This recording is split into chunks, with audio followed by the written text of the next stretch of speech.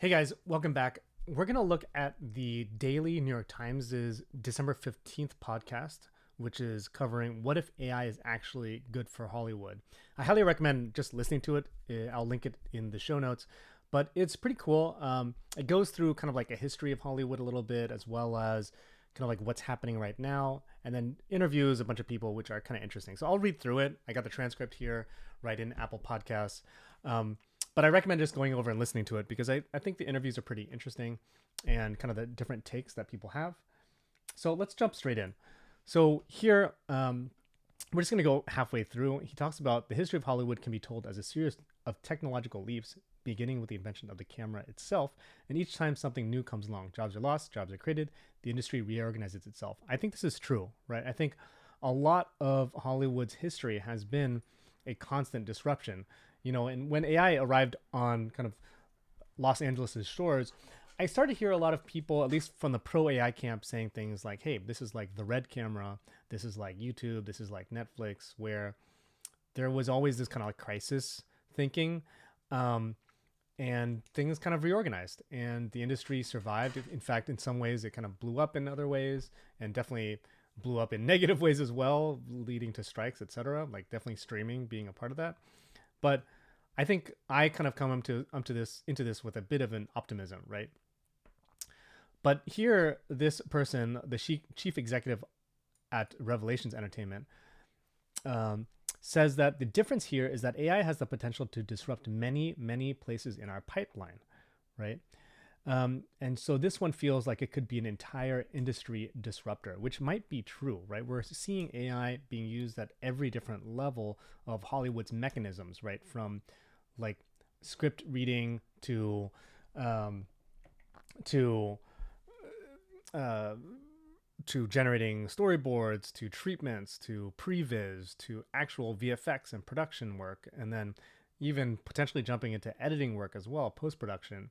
So it is going to hit everything at every level, as well as like actual productivity of like how do people work together, what kind of work do producers do of like organizing people and keeping a schedule. AI can help with all of that, right? So but I think this is also true from the Producers Guild chief executive, who says here, AI is evolving so rapidly, though, and remains so poorly understood by so many people in Hollywood that it's difficult to predict how it will wind up proving most beneficial and which aspects of the filmmaking process it will disrupt first. Everyone's nervous, says Susan Sprung, and yet no one's quite sure what to be nervous about. The use of AI in here is a critical element in its broader illusion, but it's also a small one in a movie full of old-fashioned visual invention. I mean, this is like such a good quotable here. Like, I think it's really true that because there's a lot of resistance to AI, a lot of people aren't like actually in the weeds of playing with it, and as a result don't quite understand like what it can actually do, and I think that is really genuinely hampering everybody's understanding of AI and how they can use it, frankly, and how it's actually going to disrupt them. So this is what a great quote from here. And then he goes on to talk about like Gen AI and agentic AI, which I've covered in a lot of different videos, and then goes on to talk to a bunch of other people in terms of things where it's like smaller little things where costume set design cinematography, even though the guilds managed to extract strict limitations on AI use in their ratified labor agreements, their victories felt pyrrhic. This is like all strike related, right? Because it was interesting that the strike intersected with ChatGPT and how it was like almost like a footnote on a larger moment where they're dealing with the streaming disrupting Hollywood, and that's what led to the strikes. But then AI comes in at the really tail end of that. They get a few footnotes in there, but now we're in this moment where, wow, AI is the new disruptor while we're still grappling with streaming, right? And so although the strike ended, we're now in this AI moment where it's really unclear how things are going. I mean, people are moving out of Los Angeles. Hollywood is in this very disrupted moment where it's unclear where money's going to come from, how more money is going to be made. The people are not going to the theater in the same way that they used to. People are not watching TV like the way they used to. And so it's like, what is going to happen?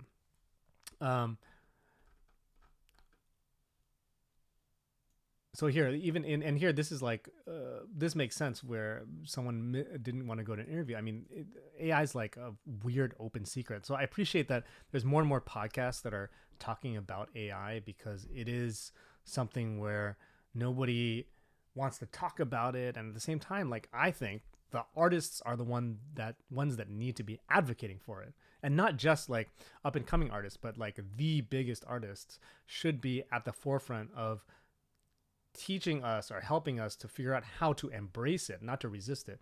Because the extent to which the artists and the filmmakers and the musicians, etc., are pushing away at AI, they are sabotaging themselves because they're not allowing themselves to be put into the actual conversation of AI. So here, Cristobal Valenzuela, who is very vocal on Twitter, and I might do a whole post on his tweets, but he says there's too many people in Hollywood today who think that if you type movie and press enter, you get a movie. The moment you start using it, you understand, oh, it actually doesn't really work that well yet, and it's full of flaws, and it doesn't actually do what I want. The critical limitation with Gen AI tools for now is the absence of control, which is so true. And it's funny because at the same time, this guy, Oded Granat, says the CGI requires a factory line of hundreds of artists working one frame at a time, but you control every freaking pixel. You control every character. So making images with AI is like Russian roulette or a slot machine, which I don't think is true, which is I kind of ironic. These two people interviewed. It's great that the Daily kind of, got these two side by side. Like this is a person who is literally building one of the key tools in the space. This person is in the old guard and doesn't really understand what is going on. I mean, Runway is not an easy tool to use, frankly, but it can sing, right? It can do a lot if you really understand how it works, right? So that's really interesting. Then we've got, of course, James Cameron. He's jumped into the Stability AI board. And so and he kind of, and in this moment here, this person is saying, hey, look, if you've ever made a movie with one of these guys, you know that they will want to change every pixel if they can, rather than play, wait, and see and have AI thrust upon them in ways they couldn't control. The directors of the Avengers movies. There's a lot of ways that we are experimenting with AI right now, said Anthony Russo, told me. So that's kind of interesting that on one side, they're kind of like, they seem to be jumping straight into this, right? And these are big directors, Anthony and Joe Russo, right? Those are big people that are now experimenting. I think that we're about to see a tipping point, right? Where a lot of people are playing with AI, then they're going to become more and more public with it. They're going to make films with it, feature films with it, or short films with it, AI series with it, TV series, and then we're going to be off to the races. Hollywood is going to have to shift over. So he says here in the interview, we're not quite sure what's going to work and what's not going to work, but he's sure that AI will figure something somehow into how he and his brother make the next two Avengers movie, both currently scheduled for 2026, even if it's only to help with brainstorming ideas and working them faster. Over several months of talking to people around Hollywood about AI, I noticed a pattern. The people who knew the least about its potential uses in the filmmaking process feared it the most, and the people who understood it best, who actually worked with it, harbored the most faith in the resilience of human creativity, as well as the most skepticism about generative AIs ever supplanting it. Boom. This is a big deal. I think that's a quotable. I'm going to use that as the screenshot. There was a broad consensus about the urgency of confronting its many potential misuses, tech companies skirting copyright laws, blah, blah, of course, right? Studios circumventing contractual terms designed to ensure that everything we see on screens gets written by an actual human being. But I must have heard the phrase proper guardrails, blah, blah, blah, blah. But as a prolific Emmy-winning television director, Paris Barclay says, with 6 episodes of multiple shows airing this fall alone, put it, that's what unions are for. So pretty cool. This is such a great final paragraph here from the podcast. I recommend listening to it so you can hear it from those people themselves. But I mean, like, I really do think that Hollywood is in for one. It's like there are going to be people who are definitely resistant to AI, right? There's going to be these people who don't know what its limitations are. They think it might be replacing them. There's all this ideology and anxiety that is associated with an industry that has been, frankly, in the throes of a kind of like a disruption for a decade or two, right? Even though we lived through this golden age of Game of Thrones and all of these like new TV shows, we also simultaneously experience a complete shift in how the finances work in the Hollywood space, how the creative economy fits into that, how YouTube fits into that, UGC, TikTok, Snapchat, all of that. I think Hollywood has a reason to have anxiety. At the same time, Hollywood might be getting in its own way, in its own resistance. At the same time, there are clearly major people who are experimenting, major people who are seeing how it's useful to them. Because why not? It's like it costs you $100, $200 to play around with these tools, right? Like, why not try it? It's very easily available. And of course, all these companies are trying to court Hollywood in particular, and maybe even Bollywood and other economies out there right now, which can clearly benefit from this.